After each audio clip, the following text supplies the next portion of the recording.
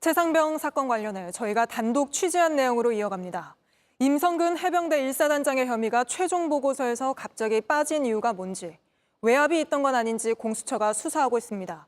그런데 이 조사를 담당한 국방부 관계자들이 임 사단장 혐의를 뺀 건 우리 뜻이 아니었다. 그 흔적을 최종 보고서에 남겼다는 취지로 진술한 걸로 확인됐습니다. 먼저 유선희 기자의 단독 보도입니다.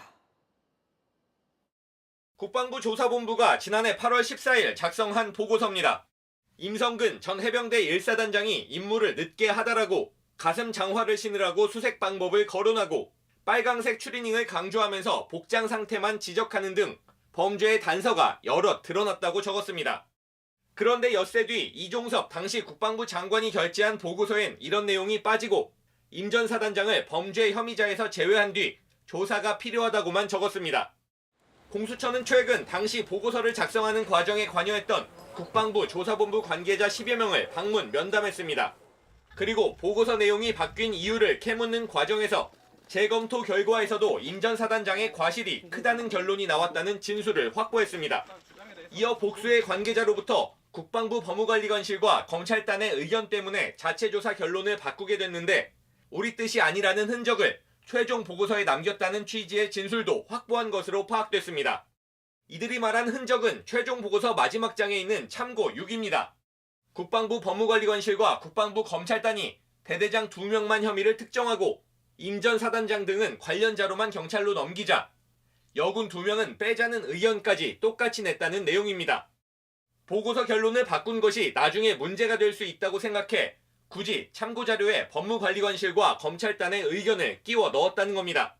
공수처는 이들의 진술 내용을 분석해 최종 보고서에 임 전 사단장의 혐의가 빠지는 과정에 외압이 있었는지를 들여다보고 있습니다. JTBC 유선입니다. 그런데 이렇게 보고서에서 임성근 전 사단장의 혐의가 빠지는 동안 국방부 유재훈 법무관리관과 대통령실의 이시원 당시 공직기강 비서관이 최소 4번 통화한 사실을 공수처가 확인했습니다. 이 통화들이 임 전 사단장 혐의가 빠지게 된 것과 연관이 있는지 공수처가 조사 중입니다. 이어서 박사라 기자의 단독 보도입니다. 국방부 조사본부의 첫 보고서가 나온 8월 14일부터 임 전 사단장의 혐의가 빠진 최종 보고서가 나온 8월 20일 사이 이 기간 이시원 전 대통령실 공직기관 비서관과 유재은 국방부 법무관리관이 수차례 통화한 통화 기록을 고위공직자 범죄수사처가 확보했습니다. 공수처가 파악한 통화는 8월 14일부터 17일 사이에 최소 2번, 18일부터 20일 사이에도 최소 2번입니다. 이종섭 당시 국방부 장관은 그 중간인 8월 17일 유 법무관리관과 김동혁 국방부 검찰단장, 박경훈 국방부 조사본부장 직무대리 등을 불러 회의를 열었습니다. 공수처는 유 법무관리관이 김 단장과 첫 보고서가 나올 당시 최소 1번, 최종 보고서가 나온 직후 최소 1번 통화한 사실도 확인했습니다. 17일 회의를 포함하면 이시원, 유재은, 김동혁 3자의 통화와 대면 접촉이 최소 7번입니다. 국방부 조사본부 관계자들은 공수처 방문 면담에서 보고서 내용을 바꾸게 한 당사자로 유 법무관리관과 김 단장 측을 지목한 것으로 알려졌습니다.